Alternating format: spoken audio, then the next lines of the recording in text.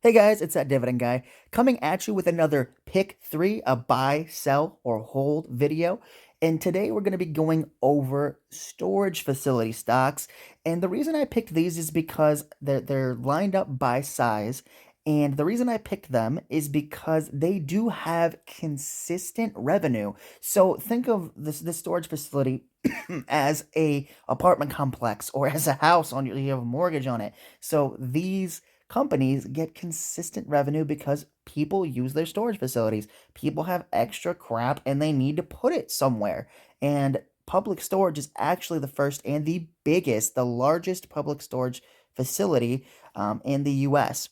So they operate in acquiring and developing and owning operating self storage facilities. So they have the biggest operation in the US. I believe they have the most square footage and the most actual individual units as well. And they have had a phenomenal occupancy rate. The only knock on them is even though they are the biggest player in this space, their dividend growth has been lackluster. So even though they're getting monthly profits, they and increasing them as well. So they have built-in rent hikes in all three of these businesses. That's why I love this business model. I don't personally own any of them simply because um, I prefer to own consumer staples and financials. But public storage is the biggest player in this space, and they are pretty dominant when it comes to this business model. So, first off, we have public storage. Next, we have extra space storage. So, they are actually a very aggressive dividend grower. They're the second biggest player in this space.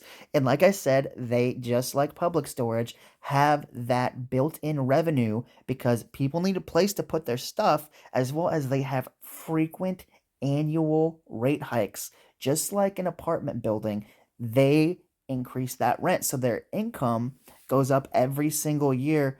And the thing is, they are a lot more generous when it comes to their dividend. So last year, they bumped their dividend payment up by 12 cents, and that's huge. While even though public storage did boost their dividend by a dollar, extra space storage has had annual, or I believe annual dividend increases for like 14 or 16 years. So they reward their shareholders more aggressively with their free cash flow than public storage does. So that is something that even though they're the second biggest player in the space, they are a bit more aggressive and more rewarding to shareholders when it comes to their free cash flow. And I do think over time, they might even be able to take over public storage if they keep the revenue growth at a consistent rate. And then, third, of course, the smallest of the three is CubeSmart. And the funny thing is, actually, out of all three of these storage space REITs, they are the ones that I have seen more in my local area. I believe they're more Midwestern. Um, and they do the exact same thing. They own and operate self-storage facilities, but this is the one that I actually have seen in my town, and I've looked up the geography that they own, and they are, like I said, more Midwest. So they are the smallest of the three. They have a decent dividend track record as well, just like extra space storage. They're not as aggressive, but if you think about it, though, it kind of makes sense because they would be more in a growth stage, as in they're the smaller of the three. So they're going to have to put more money into their business to keep up or be competitive with the other two. So they're kind of the best of both worlds here. So you could either buy Public Storage, who is the behemoth or the Coca Cola of storage facilities in the US, right? And their big thing is keeping their spot. So they're going to put a lot more money into just maintaining their business. Extra space storage is going to kind of be 50-50, where they know that if they reward shareholders at a better rate and they're a bit more aggressive with their leases, they might be able to overtake public storage. And CubeSmart needs to be more of a growth play when it comes to dividend, and they need to be able to acquire more property because they are the smallest of the three. So if I had to pick each in each sector, each category, a buy, sell, or hold, I would go ahead and buy CubeSmart because I feel like over time they have the most potential for growth and they have a decent dividend track record. And I think overall, they have the most potential to make me the most amount of money when it comes to just a pure investment. As in, if this was just a growth play out of the three, I would assume CubeSmart would be the most profitable because they have the furthest to grow.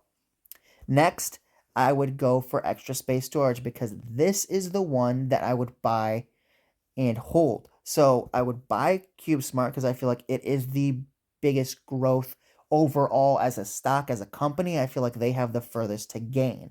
But when it comes to buy and hold, which is the second step, would be I'd be holding this for the long term. They have the best dividend growth and they have the best overall growth when it comes to rewarding their shareholders with buybacks and stuff like that as well.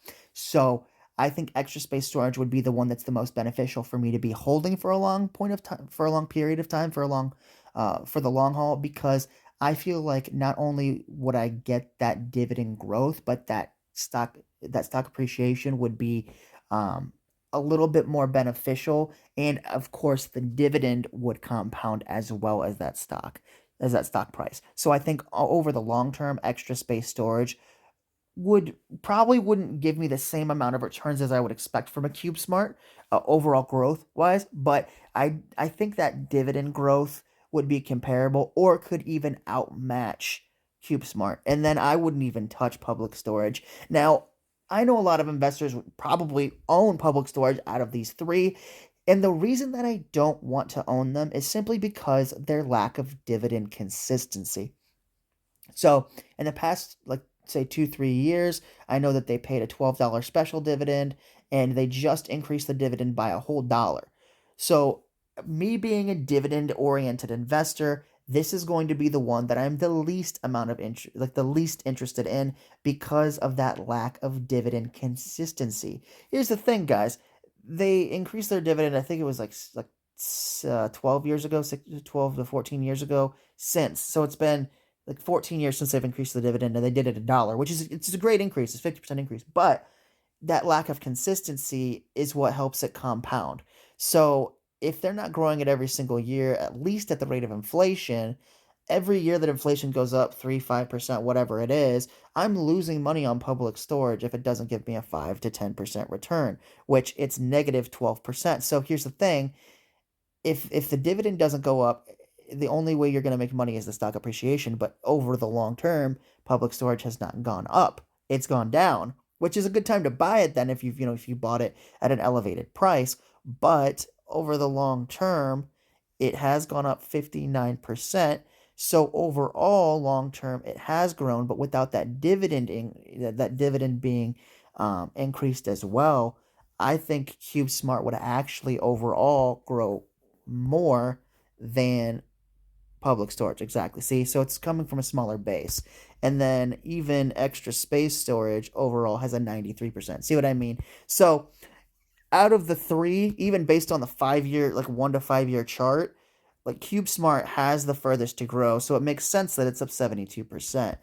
But then you have extra space, who is that? I think they're out of these three, it's the perfect blend of growth and sorry about that, guys, is the perfect balance of growth and dividend growth, so stock appreciation and dividend growth. And then I do think public storage is a great business. I think they're beyond their growth stage. So you're not going to see that dividend growth. You're not going to see that huge year over year compounding effect that you would get from one of the smaller players in this space. But guys, let me know down in the comments below. I would buy CubeSmart. I would buy and hold for the long-term extra space storage, and I wouldn't touch public storage. Let me know down in the comments. Maybe you would buy public storage. Maybe you'd hold them for years and years. That's totally fine. That's just my preference on it because I'm more dividend oriented. So let me know down in the comments below, guys. What would you pick? Would you be more bullish on public storage? Are you not interested in extra space? Do you think CubeSmart has the furthest to go, or do you think CubeSmart's a dud and you would be more interested in public storage? Let me know down in the comments below, guys. I'm always super interested in your guys' picks, and I love to hear, the different, takes people have on different stocks. I will do more of these 3-pick videos. I'm planning on doing Pepsi, Coke, and Dr. Pepper, which I think everybody knows how that one's going to go, but it might surprise you. But let me know down in the comments below, guys, what stocks you would buy, sell, or hold. Thank you so much for watching. Remember to subscribe to my channel, That Dividend Guy, and I'll see you guys in the next Pick 3 video.